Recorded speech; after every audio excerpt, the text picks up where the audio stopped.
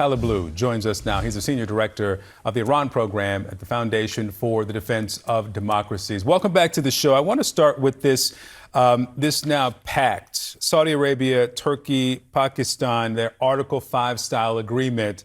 These are all U.S. allies. And so what is the, parallel commentary and the significance of this new alliance? Well, great to be with you, Victor. Good morning. There's a lot there. There's a lot that is said in terms of what they're calling this. There's a lot in terms of the relative status of each of these. Turkey, as you know, for example, is a NATO ally. Pakistan, for example, is a nuclear weapons state. Saudi Arabia, for example, is a major energy producer. Together, that's political, military, energy power combined. But I think if past this prologue here, there have been previous attempts of other states in the region, sometimes even under the auspices of the West, to create these sorts of military alliances, and they failed during the Cold War.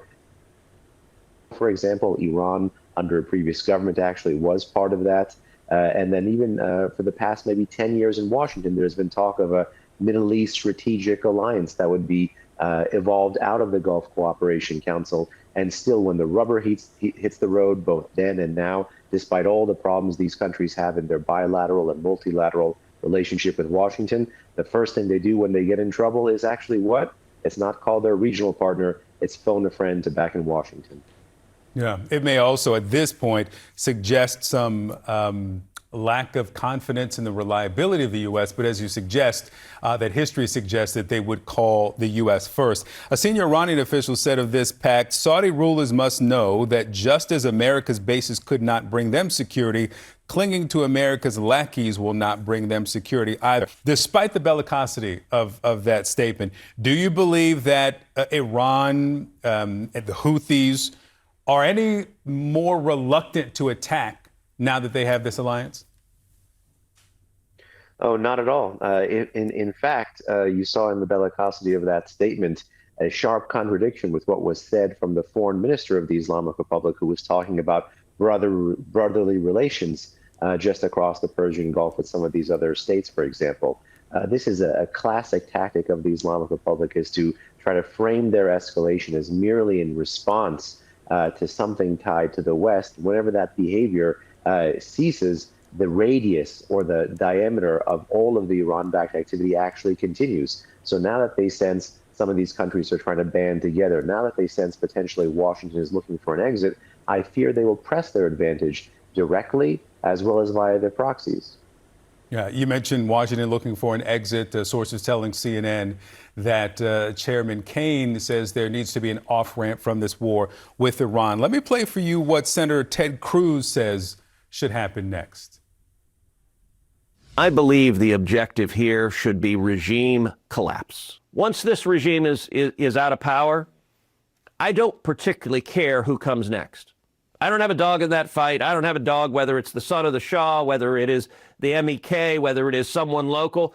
As long as they are not an Islamist who hates America and is actively trying to kill Americans. What I've urged President Trump repeatedly, what I've urged Israel to do repeatedly, is arm the protesters, give them the guns to let them overthrow their own government so that it's not American boots on the ground, it's Iranians. And so there may not be political support for that in the U.S. And Ted Cruz says there should also be the blockade, military strikes paired with arming those protesters. But you can hear the diversity of opinions coming at the president. What do you expect is next? And what is, let's say, Kaine gets his way, that there's an off-ramp. What is one, aside from the MOU that fell apart, that saves face for the U.S.? Well, I think the only face-saving option for the U.S. and the president in particular, who the sharp difference with his party is that he's not up for re-election. Instead, he's looking for a legacy, and in fact, a foreign policy legacy in a very critical region of the world that has befuddled many of his predecessors. So no doubt, I think we can expect more, both from him and the United States over the next 2 years in this area.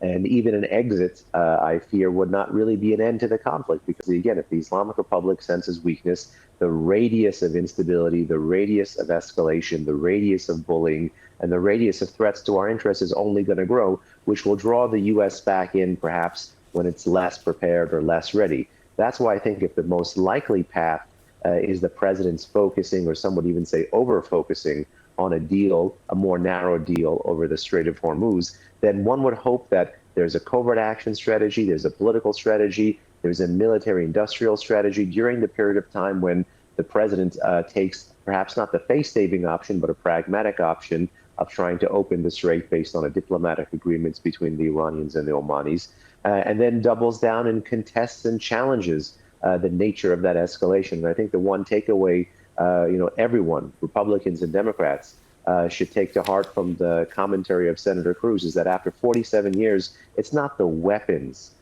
from this regime that are the threat. It's the finger on the trigger. And that's why I actually think we cannot be indifferent to what comes next. Behnam Ben Taleblu, always good to have your insight. Thanks so much. A federal